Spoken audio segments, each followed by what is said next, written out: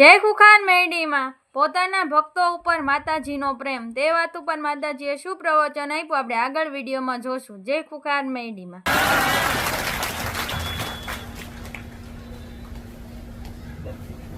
જગતનો મેરડી યેસુ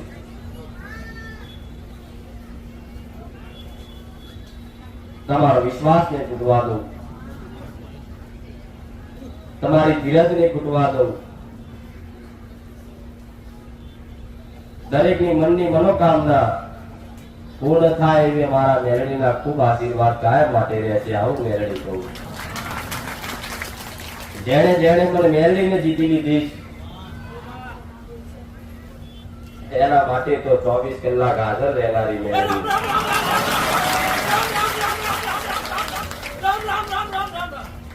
રસ્તે જતા દુનિયા મરતા ફરતા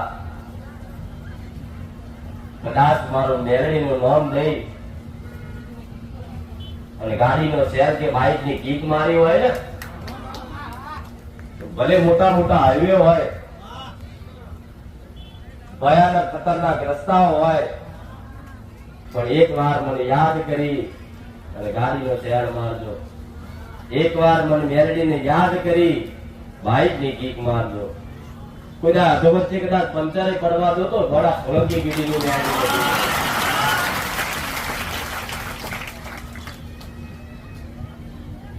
અને કદાચ એ રસ્તે જતા એ પંથે માર્ગે જતા વચ્ચે કોટો કે ખીલી આવી ગયો હોય, કદાચ તમારી બાઇક ને પંચર પડી જાય, 10, 12, 15 કિલોમીટર હેડવાનું ચાલવાનું થાય, એ સમય તો કદાચ મારો ભાવિક હોય ને તો તમે મને મેરડીની યાદ ના કરો, પણ તમારા માટે પંચર વાળી બની જવું એ મેરડી.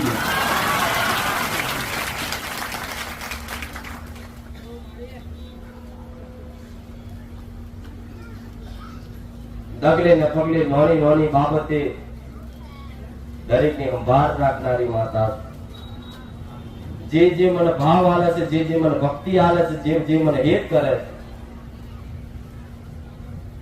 એના માટે તો ખાવામાં કોકરી ના આવવા દો. હું એ મેરડી.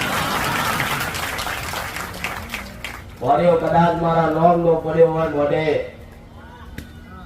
જમવા દેતા, એ કોરિયો લઈ તમારી કુળદેવીનું કદાચ મારી દેવી મેરડીનું નામ દઈ અને કોરિયો કદાચ ધરી આંખો બંધ કરી અને મનથી સ્મરણ કરી કદાચ તમારી ચામુંડ માતા, મહાકાળી માતા એક વાર કરો.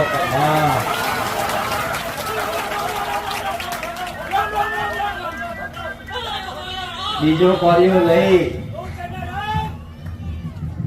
મનથી સ્મરણ કરો તમારી ચડવ માતા, મારા જેવી ઉગતાની મેરડી.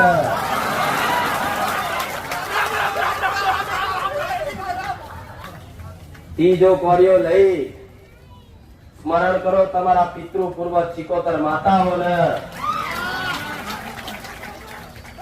અને ચોથો કોરિયો લઈ જે ભગવાન જેની તમે ભક્તિ કરતા હોય, જે ભગવાનને તમે માનતા હોય, ચાહે રામ હોય, હનુમાનજી હોય, ચાહે કૃષ્ણ હોય, ચાહે શંકર હોય, એ ચોથો કોરિયો કદાચ ધરી તમારા ભગવાનને સ્મરણ કરી અને 5મો કોરિયો કદાચ તમે મોઢે ઉતારો ને તો 4 ધામની યાત્રા કરાવી દઉં છું.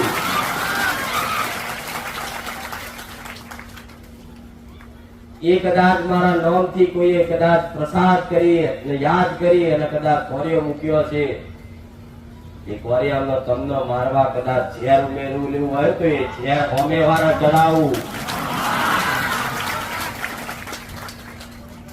બનાવવા વાળા કદાચ ભૂલથી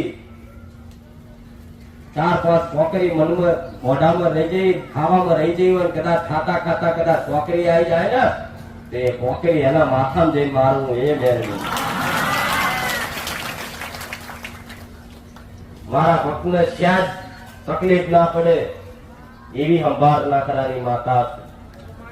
પણ કોના માટે? જે 24 કલાક મને મેરડીને યાદ કરતા હોય, જે 24 કલાક મારા વગર રહી ના શકતા હોય, એના માટે તો 24 કલાક જોડે જોડે હારો હાર રહેવો. હું તો એ માતા છું.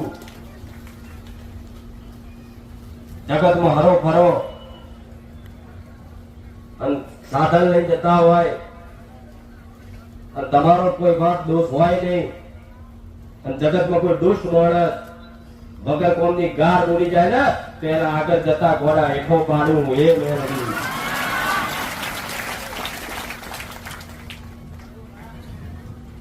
તમે ઈમાનદાર તમારી માતાના નામથી રહેતા હોય અને દુનિયા જગતમાં કદાચ કોઈ વસ્તુ લેવા જાઓ, કરિયાણા દુકાને કરિયાણું લેવા જાઓ અને એ કરિયાણા વાળો જો કદાચ તમારી છેતરપિંડી કરી 500 ગ્રામ વસ્તુમાં કદાચ 50 ગ્રામ ઓછું હાલે ને તેની પીઢીએ લોક મારી લાવું એ મોડી.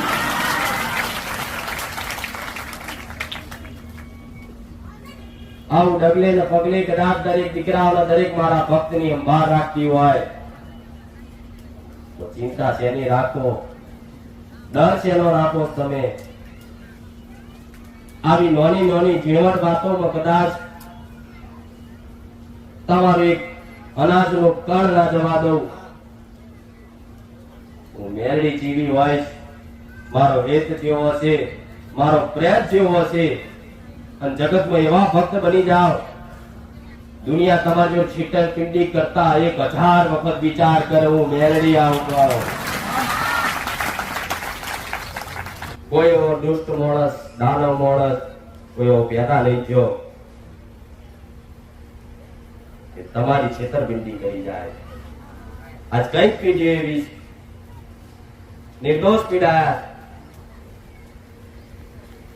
દુનિયાએ જાકારો આપી દીધો, તમારી જો છેતરપિંડી કરી લીધી, તમારા બાપ દાદાની જમીનો પડાવી લીધી, કોઈએ કોઈનું ઘર પડાવી લીધું, કોઈએ દાગીના પડાવી લીધા. એવા છેતરે જરા જગતમાં ફર્યા હોય પણ એક સાનિધ્ય કદાચ મારું બહુસર મેરડીનું મળ્યું હોય ને વિશ્વાસ ટકાઈ રાખજો. જેણે જેણે તમને છેતર્યા છે, જેણે જેણે તમારી જોડે અહિત કર્યું, જેણે જેણે તમારું ખોટું બદલાની ભાવના હું મેરડી ના રાખું પણ તમારી જોડે અન્યાય થયો હોય ને તો ન્યાયમાં હું પહેલી મેરડી ઉભી રહું. કોઈએ મને જજ કીધી, કોઈએ હાઈકોર્ટની જજ કીધી, કોઈએ ન્યાયાધીશ કીધી. મારા ન્યાયમાં કોઈ ખોટ ના હોય, કદાચ મારો પોતાનો હોય, કદાચ કોઈ હોમે કોઈ ગુનો હોય ને તો મારા પોતાનો ના ખેંચું હું એ મેળવી છું.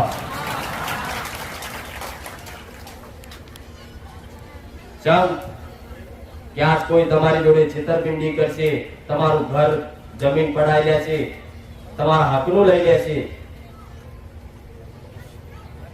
તો તમે પોલીસ સ્ટેશન કેસ કરવા જશો. કેસ કરવા જશો તો કદાચ પોલીસ સ્ટેશનમાં કેસ નોંધાશે, એથી હાઈકોર્ટ ઉપર જશે, કોર્ટમાં જશે અને છેલ્લે કદાચ એ વાતના ચુકાદા ના આવતા હોય, એ તમને સાચો તમારો ન્યાય ના મળતો હોય તારે કદાચ મારા જેવી ન્યાયાધીશ મેરડીને એકવાર યાદ કરીને તો મેરડી આવતો.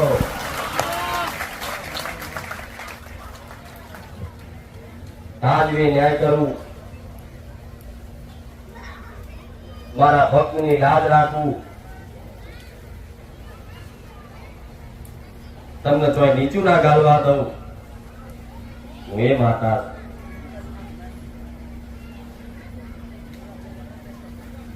તમારી પર કદાચ આવો કેસ હોય, આવો અન્યાય થયો હોય, કોર્ટ કચેરીના ધક્કા ખાતા હોય છતાંય નિકાલ ના આવતો હોય ને તો તમારી ઘરની મેરડી હોય એને એક નારિયેળ આલીને કહેજો કે માં નિર્દોષ ફસાયો છું, માં મારો કોઈ ગુનો નહીં, માં મને બચાવી લે, માં કોર્ટના ધક્કા થઈ થાકી ગયો, માં મારો સાચો ન્યાય નહીં આવતો, માં આવું કદાચ ત્યાં હમણાં પડીને એક નારિયેળ વધેરો ને તો હું મેરડી પાછી ના પડું.